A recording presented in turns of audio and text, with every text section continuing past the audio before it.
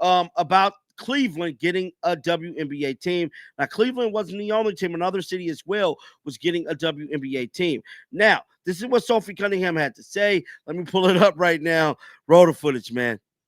More opportunities, and so I get that aspect. But I also think that you want to listen to your players too. Like, where do they want to play? Where are they going to get excited to play and draw fans? And I do think that Miami would have been a great one. Like, everyone loves Florida. Nashville is an amazing city.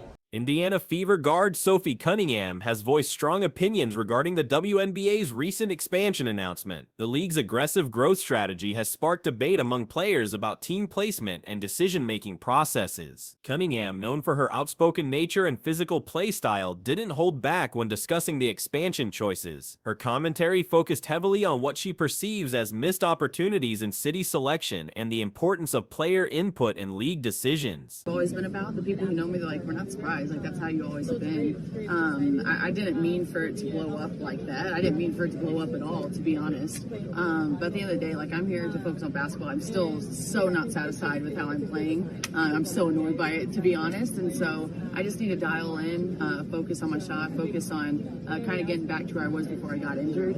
So that's where my mind's at. This is all super cool, and I think it's fun. I think it's cool to show young boys and girls. It's cool to. The Fever player expressed concerns about the cities chosen for new franchises, questioning the logic behind certain selections. She highlighted several metropolitan areas that she believes would have been superior choices for expansion teams. Her remarks centered on Miami as a particularly attractive option, noting the widespread appeal of Florida as a destination. She also praised Nashville's potential as a host city, describing it as an exceptional location for professional sports. Kansas City received similar endorsement, with Cunningham pointing out the availability of a major downtown arena that remains underutilized. Kansas City, amazing opportunity. There's a huge arena downtown that no one's using. And I think that the Women's Soccer League is showing that, like, people draw, you know, and so I'm not so sure what the thought process is there, but at the end of the day, you also want to make sure that you're not expanding our league too fast. I think that's also another thing, that you don't want teams to totally dominate and then have teams that aren't, and so I just think that it's kind of a hard decision-making team or situation.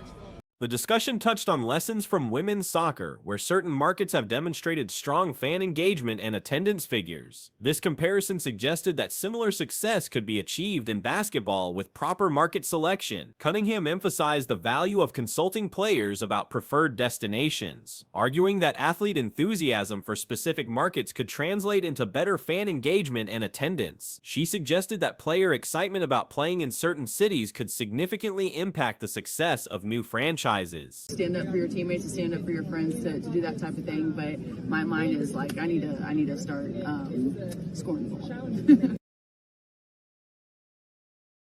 So yeah, that's something, and I think that's an important thing. That, like, obviously she's being asked basically about her newfound fame, and if I'm not mistaken, she's gone from like 300. I need to just check. So on Instagram, Sophie Cunningham has gone from. However, she also acknowledged the delicate balance required in league expansion. The concern about maintaining competitive balance emerged as a key theme, with warnings about avoiding scenarios where some teams dominate while others struggle significantly. The expansion timeline, as announced by Commissioner Cathy Engelbert during yesterday's media conference, reveals an ambitious growth plan extending through the decade. The schedule includes multiple new franchises joining in successive years, creating substantial roster expansion opportunities. But man, I don't know how excited people are to be going to Detroit or Cincinnati. NBA side, because it is helpful. It's way more helpful. You just get more perks, more opportunities, and so I get that aspect. But I also think that you want to listen to your players too. Like, where do they want to play? Where are they going to get excited to play and draw fans? And I do think that Miami would have been a great one. Like, everyone loves Florida. Nashville is an amazing city. Kansas City, amazing opportunity. There's a huge arena downtown that no one's using. And I think that the women's. The announcement detailed specific markets and ownership groups joining the league. Cleveland's return to the WNBA represents a particularly significant development given the city's history as one of the original 8 franchises when the league launched. Rock Entertainment Group, led by Dan Gilbert, will oversee Cleveland's new franchise, scheduled to begin play in 2028. This represents part of a broader investment strategy in Northeast Ohio's sports and entertainment infrastructure. Detroit follows in 2029 under the ownership of Tom and Holly Gores, while Philadelphia rounds out the expansion with a 2030 launch date. Josh Harris, David Blitzer, David Adelman, and Brian Roberts comprise the Philadelphia ownership consortium.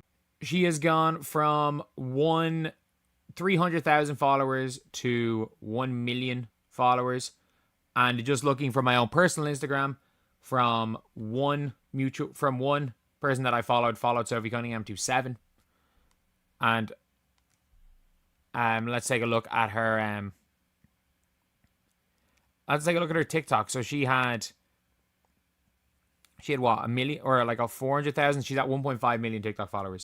The Golden State Valkyries initiated this expansion wave, beginning play this current season. Toronto Tempo and Portland will join in 2026, creating a rapid succession of new markets entering the league. Commissioner Engelbert framed the expansion as more than simple team addition, describing it as a transformational investment in women's professional sports. The initiative promises increased roster opportunities, enhanced visibility, and significant economic impact across the selected metropolitan areas. The timing of this expansion coincides with unprecedented growth in women's basketball popularity and viewership. Recent seasons have demonstrated remarkable fan engagement and media attention, creating favorable conditions for league growth. Soccer league is showing that, like, people draw, and so I'm not so sure what the thought process is there.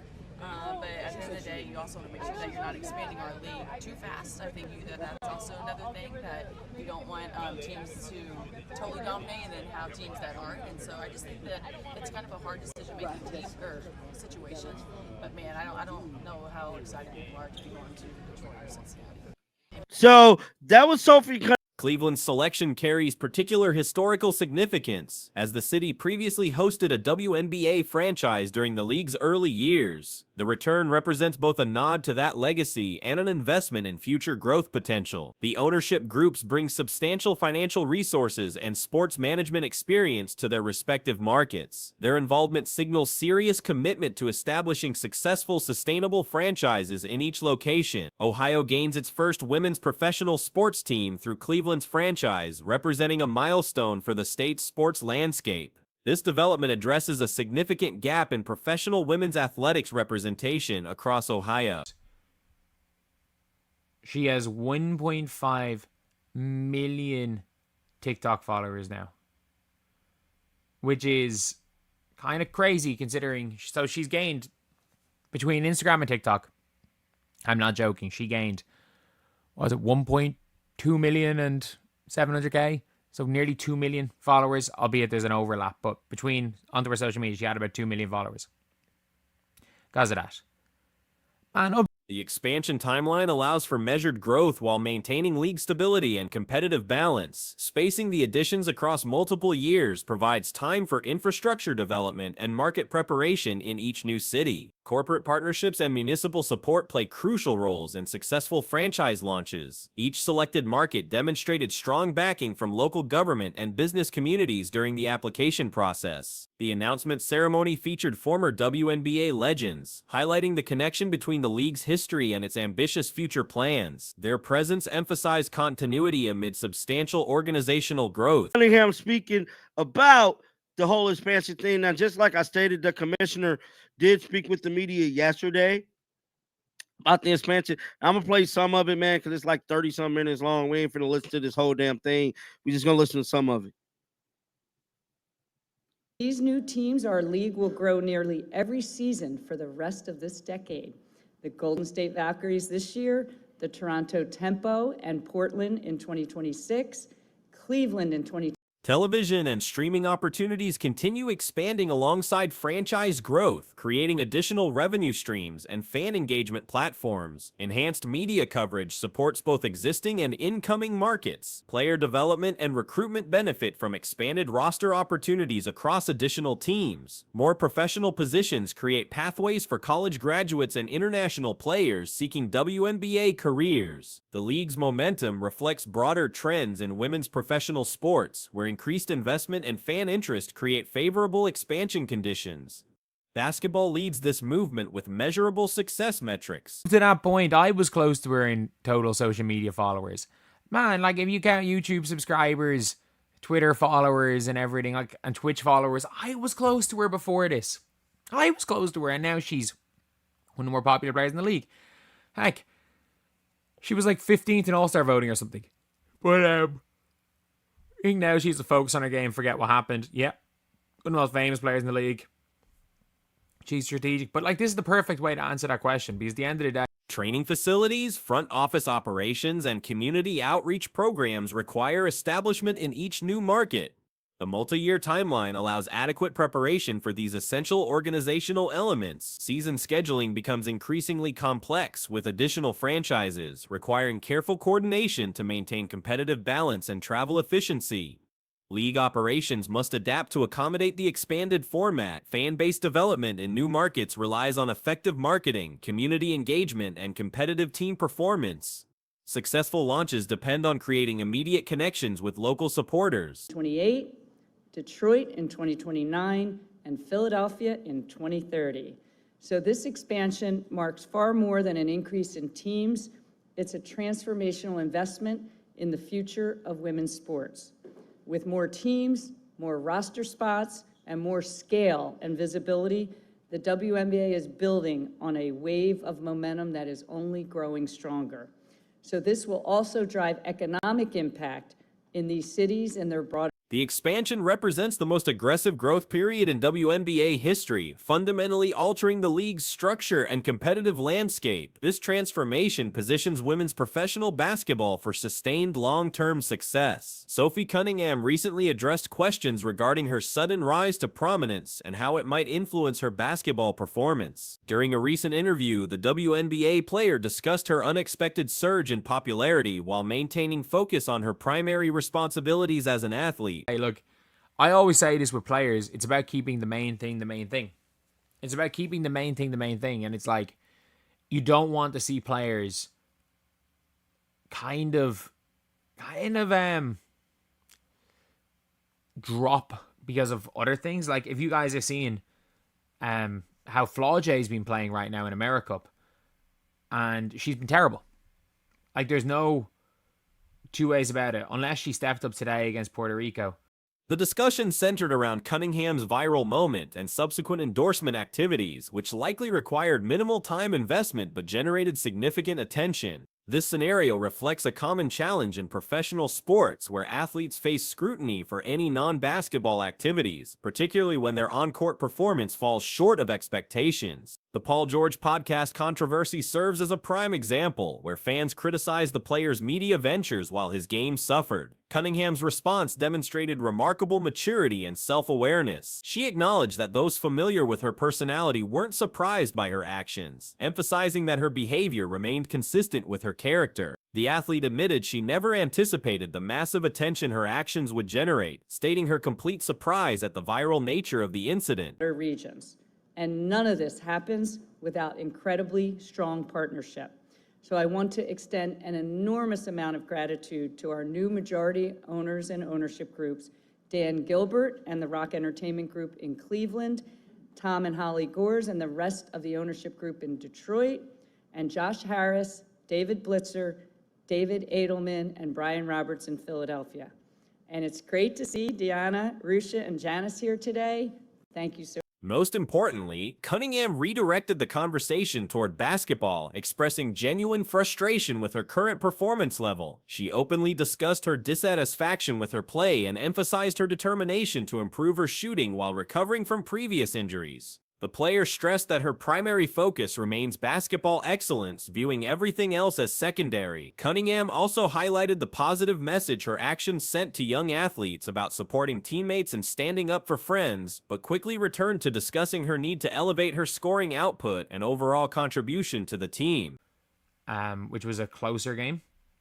I didn't watch that game, and oh my god, like, were they down at halftime? It was a ball game at halftime, and Flaujae is now, other than Audie Crooks, second last off the bench. She's meant to be like Wendy's top picks. She's one of the last players off the bench for this Team USA team. Hannah Stuelke's playing over. Stolke's playing over her right now. The impact of this viral moment on Cunningham's social media presence has been extraordinary. Her Instagram following skyrocketed from approximately 300,000 to over 1 million followers, while her TikTok audience grew from around 400,000 to 1.5 million followers. Combined, she gained nearly 2 million new followers across platforms, transforming her into one of the league's most recognizable players and earning her significant all-star voting recognition. This meteoric rise in fame parallels broader discussions about athlete priorities and performance expectations. The sports world often witnesses similar situations where players struggle to balance newfound attention with their athletic responsibilities. Current examples include players on Team USA who have faced criticism for their performance while maintaining active social media presence. So much for coming, legends. And with that, I'll turn it back over to Jess to help us celebrate with our 3 new markets. Jess?